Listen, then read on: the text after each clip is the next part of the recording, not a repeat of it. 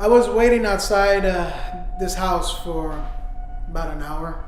My novia was inside the house working.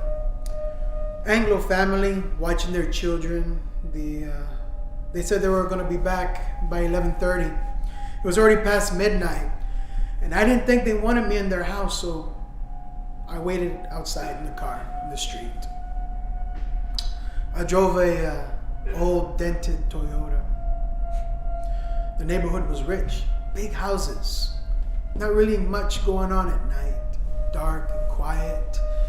Sometimes you see coyotes looking for food or possums crawling across the street.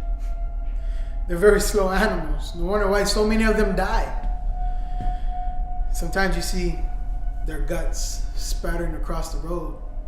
They're not pretending now. Animals fascinate me. Where I grew up, you lived with animals. You understood their habits. You paid attention to what they needed or they would die. And if they die, you die. I watched them being born.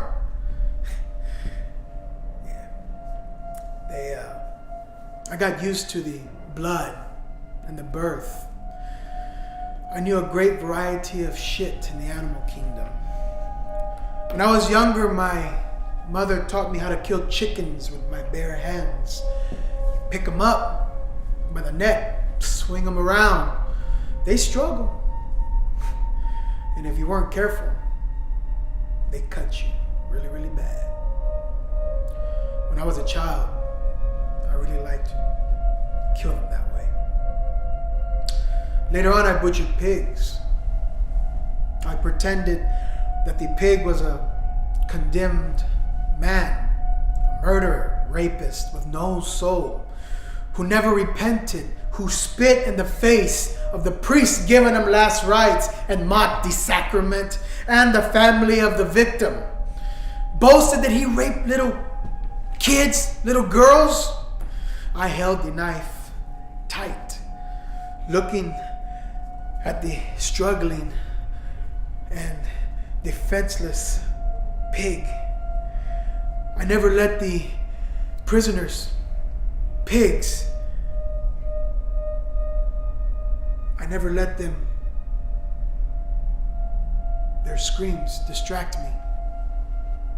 I plunged the knife as far as it would go into its soft throat, and I cut, and the animal screamed like a man, and I imagined the condemned murderer, rapist, the bleeding prisoner, finally realizing the meaning of his crime, repenting, fearing God, knowing God's wisdom, knowing God's punishment, and I was the one to carry it out. I was the terrible messenger, and the knife was my message. I took myself very seriously when I was 10 years old. I didn't fear anything except goats. They had haunted eyes. They were the reincarnated souls of madmen. God help me. When they cried out, it sounded like your name. I would practically shit in fear of these animals. I told my dad to get rid of them. One day I cried in front of my dad.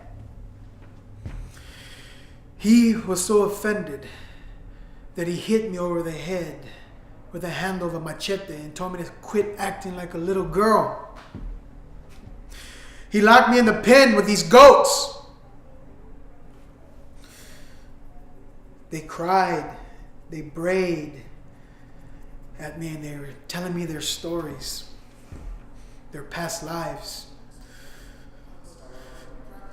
I couldn't understand much of it, but I understood enough. One told me he set his hair on fire. One ate rats. Another thought he was Pope John Paul the 23rd.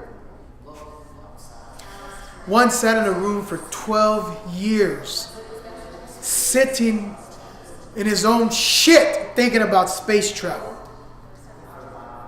I screamed and I told him to stop speaking to me. Worried my dad came in before dinner time and took me out.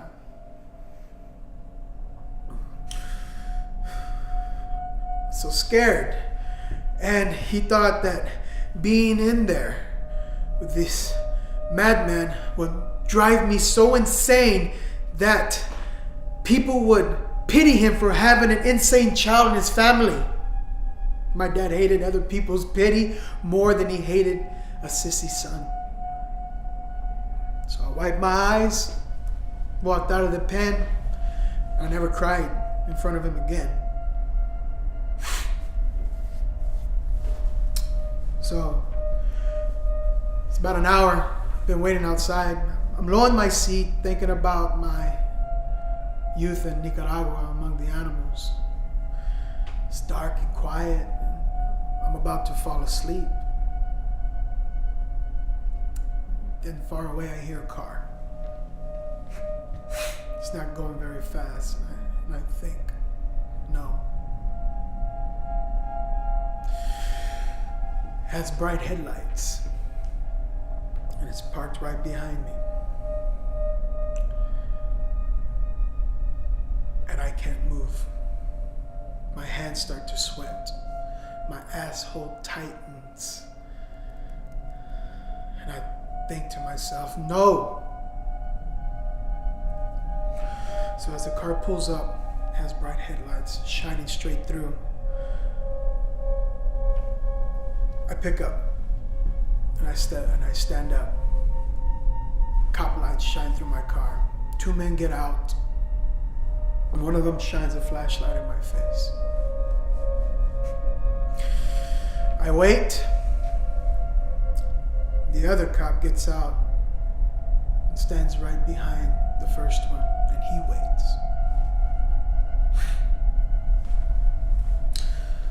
Man's eyes are cold. Man's eyes look directly into mine. And I gather myself up.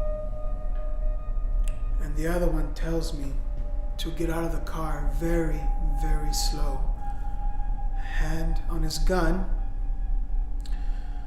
The night is very quiet and still. Coyote's long gone, scared away by the actions. Instinctual. So I stand there and tell him my business of why I'm here on this street. And one of the cops looks at me and he gives me the same look I used to give the pigs before I slaughtered them. Cold. Convinced of a higher being. I was the messenger.